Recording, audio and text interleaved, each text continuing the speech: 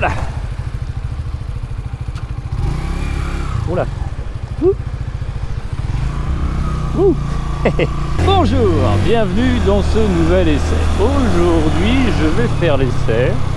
Hop, ça fait 2 fois essai. Allez, c'est pour moi, c'est cadeau.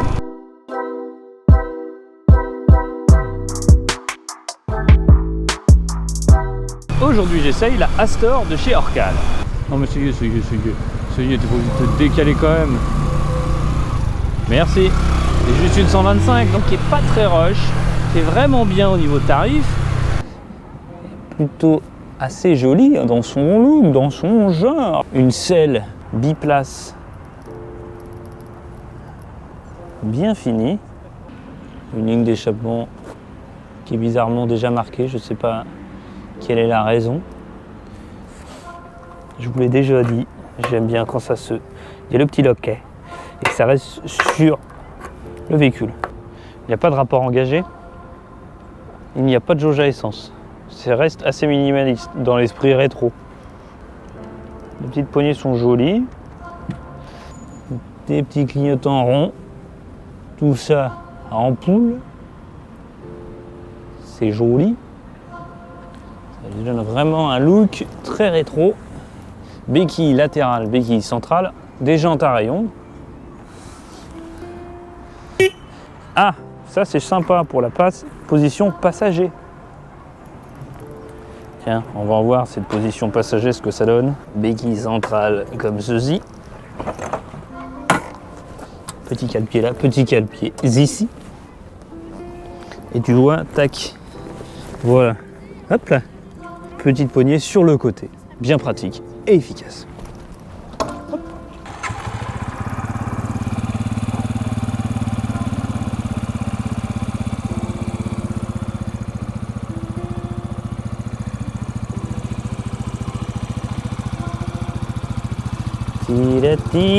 Et donc quand on déploie cette béquille latérale, hop, ça se coupe, c'est magique.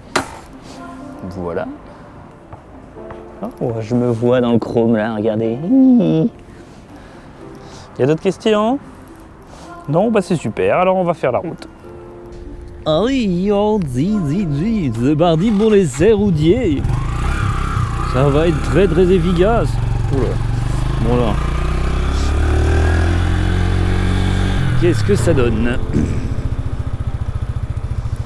Freinage. Pas trop dégueu. On n'a pas les feux de détresse. On n'a pas non plus envie de faire des excès de vitesse.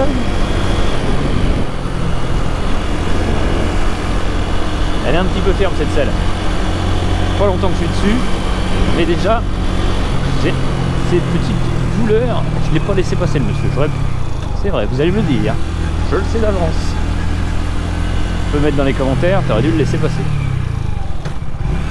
Voilà. Ensuite, ouais, je suis un peu près du réservoir. Moi, je suis un petit peu près du réservoir. Qu'est-ce que ça fait là? Ça saute. Un peu de pêche parce que là elle n'est pas toute récente, donc on peut taper un peu dedans. Bon, ça fonctionne pas si mal pour arriver à 50. Ça vibre un petit peu dans le cucu, dans la partie fessière. Ça vibre au niveau de la selle hein, quand on monte un peu dans les tours, même quand on déroule doucement. Oula, compte les pneus, je suis un peu surpris là. J'ai cru que ça ne tenait pas. La position de conduite, je suis pas mal, je suis bien droit. Un tout petit peu trop près du réservoir à mon goût. Et forcément, comme vous le savez, ça tape un petit peu dans les valseuses. Surtout quand il y a un petit dos d'âne. Ensuite, les commodos, simples, minimalistes. Peut-être un peu trop à mon goût. Mais c'est normal parce que c'est le style de la moto. On va pas faire de fleuriture. On va simple, efficace. Merci, bonsoir. Est-ce que le téléphone en voiture, c'est nécessaire? Je ne sais pas, surtout quand il faut passer les vitesses. Encore que ce serait une boîte auto, ta main droite, elle te sert plus à rien. Voilà, les petits rétros, ils sont rigolos et ils sont efficaces. Ça, c'est quand même assez dingue. Cette pêche, c'est comment? Alors, je trouve quand même le petit défaut, mais c'est normal, une fois de plus, c'est le look qui veut ça.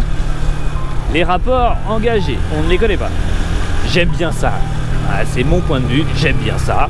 Parce que même si tu as une idée à peu près de te trouver en deuxième ou en première, quand ta roue arrière elle chasse, quand tu es redescendu d'un rapport, mais entre les deux, la 3, oui, on peut avoir des bon, voilà. C'est histoire de dire. Au régime, on l'entend. Mais tu vois, surtout en 125, vu que c'est une petite motorisation et que tu as envie de doubler, ah bah, faut que tu anticipes un peu. Donc c'est sûr que tu auras beaucoup plus de difficultés à doubler avec une troisième engagée ou une seconde, où là il faudra envoyer fort dans les tours et on y va. Ah voilà, ça c'est pu se faire, ça c'est fait, on a été fou. Heureusement que je me suis penché quand même, hein, c'est vu à l'image. Heureusement, la prise au vent était trop importante, je n'y serais jamais arrivé. Orcal, Astor, pour la petite balade en ville ou en petite route de campagne, ça fait bien le boulot. En vitesse de pointe, t'attends pas à faire plus de 100 km/h, je pense. Hein. Au compteur peut-être, mais en réel, non. Voilà. Qu'est-ce que ça donne pour l'interfile avec ces gros rétros? Bon, ça se fait. Hein. Ça dépasse pas du guidon, donc c'est le guidon qu'il faut se fier au guidon. Une fois que tu te fies, puis surtout quand t'es costaud comme moi avec des grosses épaules bien larges, bon bah voilà, faut se fier à ses épaules, ouais. Et puis si ça tape, bah tu t'excuses, tu dis merci et puis salut quoi. Allez, abonne-toi. Là, qu'est-ce que ça fait? Qu'est-ce que ça fait? On peut pencher, poser le genou là ou pas? Ah, on le fait pas. Wouh! Mais je vais me faire doubler! J'ai aucune reprise! À fond! Ah!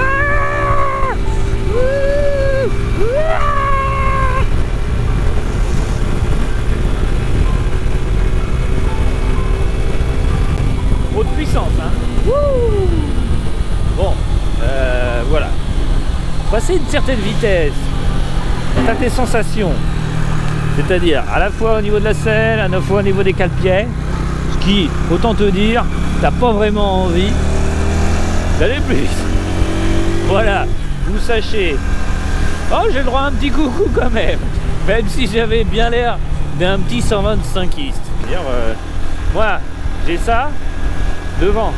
Normalement, mais plutôt derrière, parce que je fais ça comme ça. Donc là, il faut que je fasse un signe comme ça. Vous connaissez hein, le principe des gants avec des couleurs différentes. Bah, c'est l'objectif étant de...